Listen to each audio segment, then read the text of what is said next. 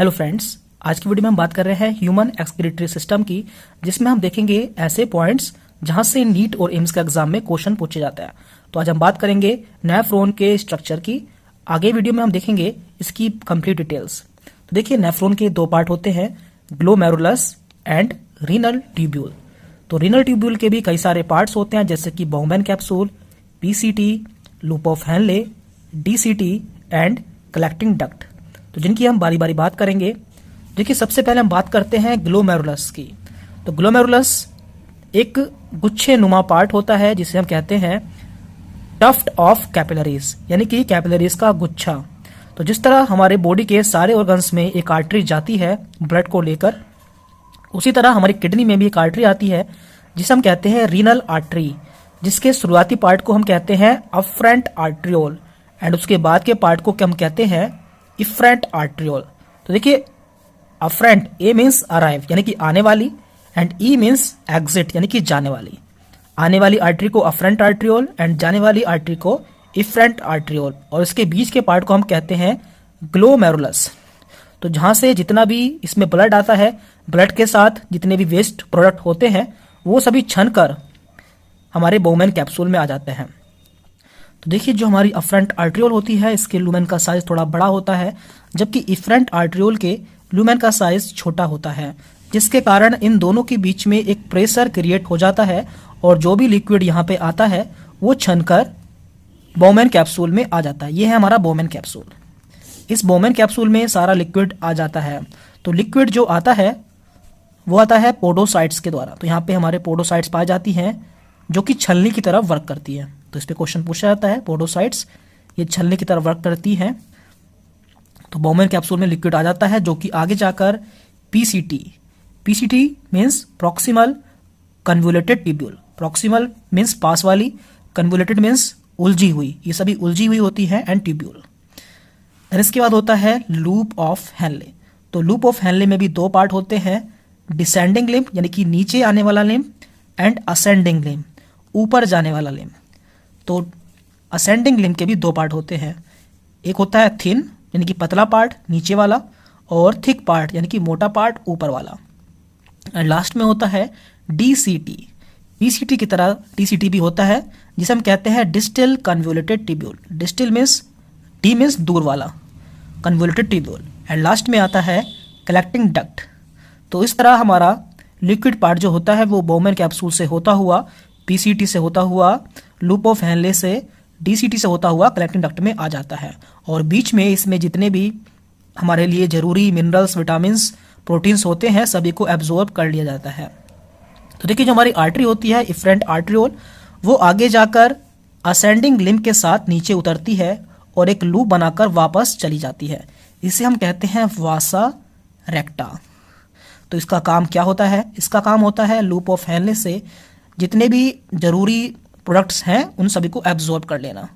तो आपको देखना है, देखिए इसमें जो हमारा ये नेफ्रॉन होता है, इसमें जो फ्लो होता है वो इस डायरेक्शन में होता है, जबकि इफ्रेंट आर्ट्रियोल में जो फ्लो होता है वो इसकी अपोजिट डायरेक्शन में होता है। देखिए, यहाँ से फ्लो इस तरह से है और जबकि इसमें फ्लो इस तरह से है। तो इस तरह यहाँ पे एक काउंटर करंट बन जाता है, जिसे हम आगे जाके पढ़ेंगे। ये भी काफ़ी ज़्यादा इंपॉर्टेंट है।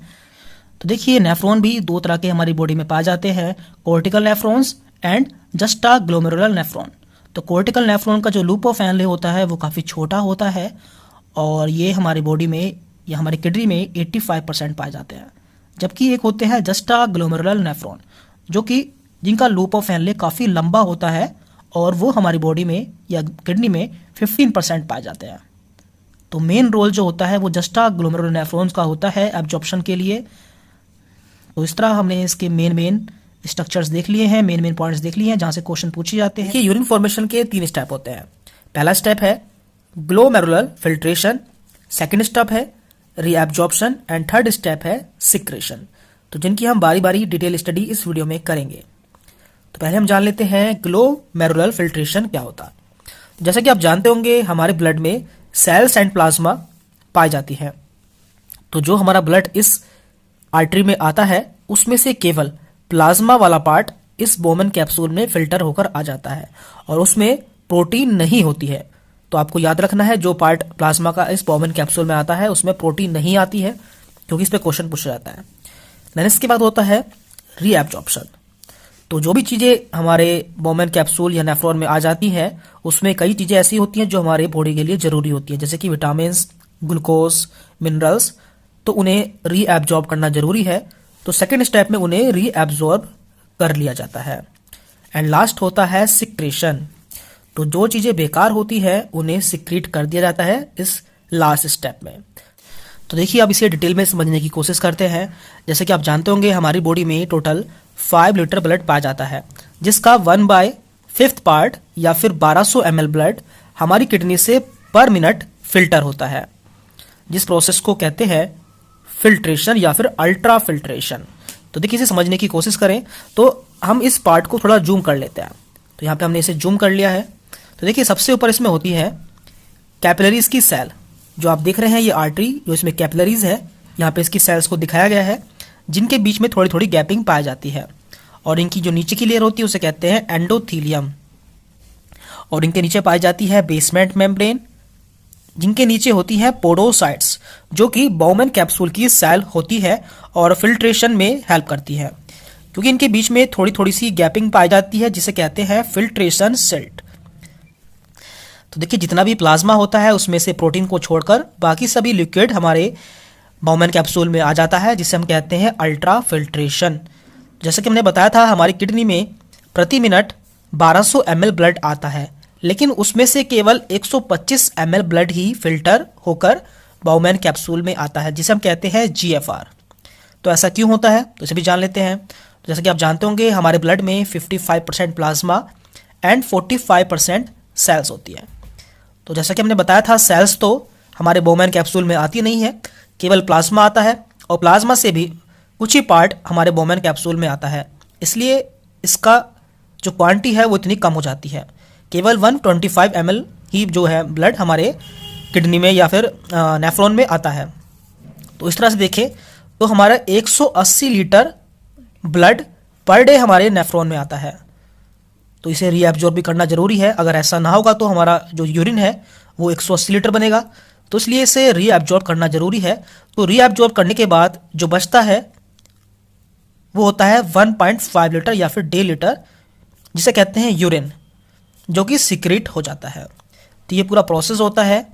तो देखिए इसे एक बार दोबारा देख लेते हैं। सबसे पहले होता है ग्लोमेरुलर फिल्ट्रेशन, जिसमें कि जो हमारी आर्टरीज हमारे बाउमैन कैप्सूल के ऊपर से गुजरती हैं उसमें जितना भी प्लाज्मा होता है बिना प्रोटीन के वो सभी पोडोसाइट की हेल्प से इस बाउमैन कैप्सूल में आ जाता है। और इस फिल्ट्रेशन में जितने भी जरूरी चीज़ें होती हैं जैसे कि विटामिन्स, मिनरल्स, ग्लूकोज, उन सभी को यहाँ पे रीएब्जॉर्ब किया जाता है। तो इसलिए इस सेकंड स्टेप को कहते हैं रीएब्जॉर्प्शन। एंड लास्ट में जो वेस्ट प्रोडक्ट्स बचते हैं उन्हें सीक्रेट कर दिया जाता है, जो कि हमारे यूरिन के फॉर्म में बाहर निकल जाता है। तो ये पूरा प्रोसेस होता है। और आप देख लेते हैं इसमें क्या क्या होता है। तो देखिए नेफ्रॉन में 3 पार्ट होते हैं, PCT, loop of Henle and DCT, ये आप जानते होंगे। तो पीसीटी में 65% रीएब्जॉर्प्शन होता है, यानी कि मैक्सिमम रीएब्जॉर्प्शन पीसीटी में ही हो जाता है, जिसमें कि glucose, amino acids, vitamins and enzyme का कंप्लीट रीएब्जॉर्प्शन हो जाता है। और ये बाद में कहीं इसमें दिखाई नहीं देते हैं। तो ये भी क्वेश्चन है कि proteins, amino acid, vitamins and enzyme का कंप्लीट रीएब्जॉर्प्शन कहाँ होता है, तो ये पीसीटी वाले पार्ट में ही हो जाता है।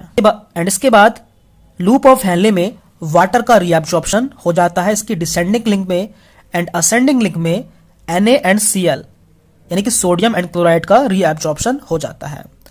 तो इस प्रोसेस को हम आगे वीडियो में देखेंगे कि कहाँ पे किस चीज़ का रीएब्जॉर्प्शन होता है और इसे आगे समझने की कोशिश करेंगे। तो इस वीडियो में इतना ही था।